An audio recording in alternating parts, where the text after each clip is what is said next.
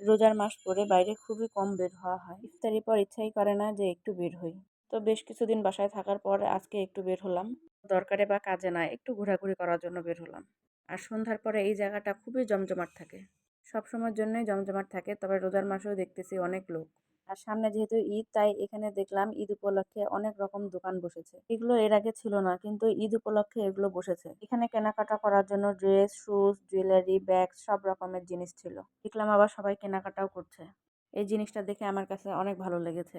এর আগে শুধু খাবারের স্টলগুলাই ছিল, কিন্তু এবার এই স্টলগুলো দেখে আমার বেশ ভালো লেগেছে। এই জায়গাটা সন্ধ্যার পরে যেহেতু জমজমাট থাকে, তাই এখানে ঘুরতে আসলেও ভালো লাগে। এই জায়গাটাতে যেহেতু গাড়ি ঘোড়ার কোনো গ্যাঞ্জাম নেই, তাই মানুষ ঘোরাঘুরির জন্য সুন্দর একটা প্লেস এটা।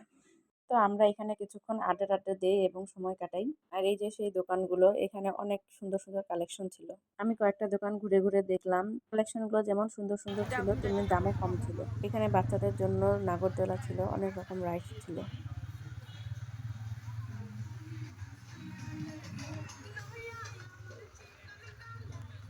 তো ওই জায়গাটা থেকে বের হয়ে আমরা অন্য একটা প্লেসে চলে আসি।